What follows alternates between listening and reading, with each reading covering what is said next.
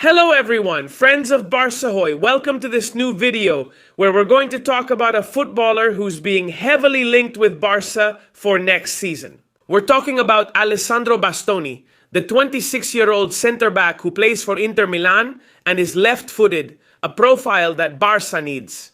After the departure of Íñigo Martínez, we still haven't found that player who gives us that sense of security. Although, by the way, we have to acknowledge the great work and effort that Gerard Martin is putting in currently at Barça. But looking ahead to next season, I wanted to share my opinion on what a footballer of the caliber of the Italian Alessandro Bastoni, a player from Inter Milan, can bring. We're going to analyze him here in this video on Barça Hoy. Hit the like button and we'll see you at the end of the video. Let's go. I want to start this video by asking everyone to please subscribe to the channel, because we're very close to 500,000 subscribers family, the whole community. Culé del Mundo, you have to follow us now so we can reach 500,000 as soon as possible. We're going to talk about Alessandro Bastoni, a top-class centre-back, Italian, a guy with character, Inter's centre-back. He's going to turn 27 this coming April. I think he's at the peak of his career. And what caught my attention the most is that in the last few hours, just 2 days ago, Fabrizio Romano, the renowned journalist, published this information. It's quite important information that I consider relevant. Why? Because I mentioned it at the beginning of the video. I think it's an absolute and real necessity for Barça to sign a great defender, a great centre-back. For, 5, 6, 7, 8 years, I think he's the perfect age. And considering the retirement age of football players, Bastoni, if he comes to Barça next season, could be a blockbuster signing. He's turning 27 and is 1.90 meters tall. Fabrizio Romano has said the following: Barcelona, I'm reading it verbatim, and Alessandro Bastoni's camp are negotiating personal terms and salary, as has been revealed, and the initial talks started a few days ago. There are still no negotiations between the clubs, and there won't be any soon. So, what does this mean? That Inter Milan still hasn't sat down with Barça? And obviously, they still haven't given Barça a price to acquire the Italian player's services. If we go to Transfermarkt, we see the player's profile. Here we have Bastoni. He has a contract until 2020. 28. Obviously, this is a problem for Barça. Because right now, with a player who has these qualities, this talent, this potential, and also still under contract, being a key piece for Inter, it may sound practically impossible or, let's say, very complicated to make a signing of this caliber. But you already know, Joan Laporta also hinted at it during the election campaign, and Hansi Flick has also mentioned it in some press conferences. Obviously, this centre-back position is a necessity for Barça. It's not a luxury. It's not something you would say is just a whim. Signing a centre-back of this quality, of this physical presence, of this caliber. I repeat, it was this: strong, fast, good at playing the ball out from the back. A guy with grit. At his age, he has everything. The height, everything works in his favor. I think you have to take the risk, and in this case, I don't think it's much of a risk to make a signing of this caliber. I understand that Inter won't make it easy. Inter Milan is going to ask for a lot of money. In fact, if we look here, Bastoni's market value is 70 million euros. Transfermarkt's highest valuation for this player has been 80. But well, you shouldn't pay too much attention to these kinds of valuations made by Transfermarkt, because you might find, for example, that Real Madrid players are valued sky high, while Barcelona players are undervalued. This doesn't matter much to me. But it is true that we've heard in some media outlets that Inter Milan could make a request to Barça. Around precisely those 70 million euros, that is, honestly, I estimate between 55 and 80 million. More than that, I don't think Inter will ask us for more than that. Hey, they could be within their rights, because the player has a contract here, but what happens then? There's something super important. The thing is, as Fabrizio Romano confirms, the player and his camp are fully interested in coming to Barça. And they've already started negotiating.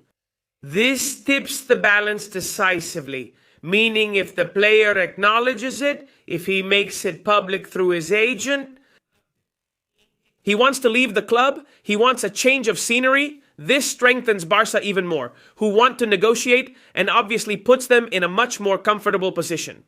If you go on your own to look for a player without having negotiated with him beforehand, therefore here Deco plays a fundamental role. And of course Hansi Flick, who I imagine has already called Bastoni, "Hey Alessandro, come to Barca." And from there, folks, I think the path might be easier than it should be.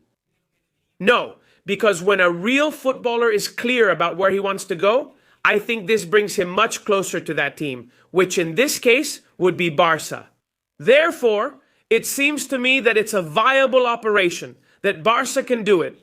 If we're talking now about whether he can be registered, economically speaking, I'm referring to the Spanish league, of course. So I think Barca won't have any kind of problem. The league is about to validate this already. Finally, after many years, I think Barca was about 1,012 million euros away from meeting the 1-to-1 rule. And the 1-to-1 rule, which is going to be achieved. Because Barca, in this case, when everything is updated, will improve its situation and besides, will make sales this summer. Therefore, they will receive money. They will improve their financial fair play situation with the wage bill going down again. Because Barca keeps doing its homework very well, they value it, and therefore, we will be able to sign players normally and freely after a long time. This is a point in our favor and also a guarantee for the player and his agent.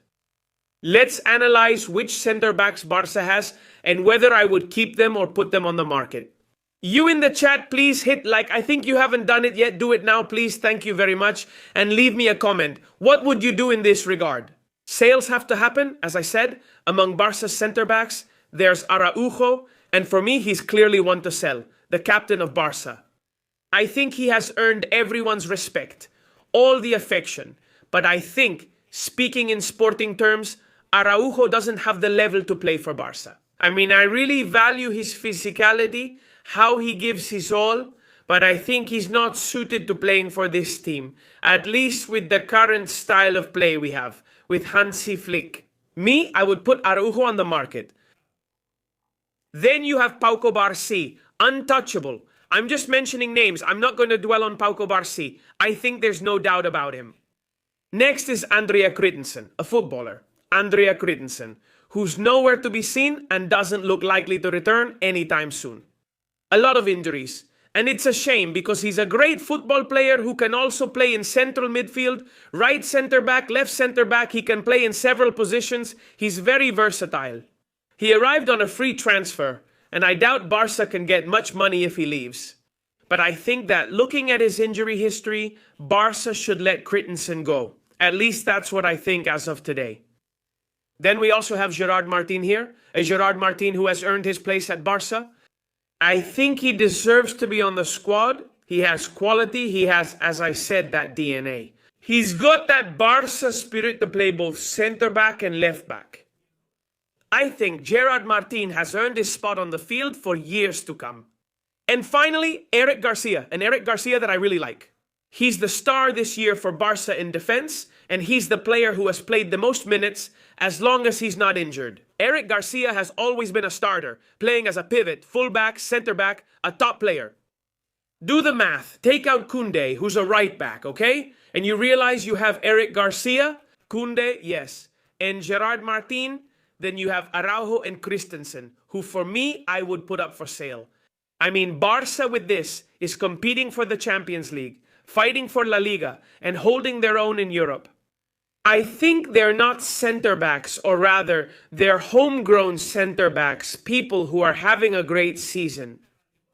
But obviously, I think we're missing that competitive edge, that leadership, that ability to say, here's Barca's defense with a player of Alessandro Bastoni's quality. It's not like he's the best of the best either. But I think he would greatly improve the level of the squad, and he's also a left-footed centre-back who I believe would give us a lot of options. He's 6'3", much taller than Kubarsic and Eric Garcia, who are both short. A guy who's good at playing out from the back, has a good shot, is strong in the air, and is solid. I think in Flick's system with two centre-backs and a very high defensive line, there could be some doubts because I've never seen him play there. He's used to playing in a back three, but Bastoni, I'm convinced, and I think it's a move that Barca should start working on and get done. What's the most you'd pay? What I said? Between 55 and at most a crazy 80 million, because I think he's a reliable center back and he can give us a lot.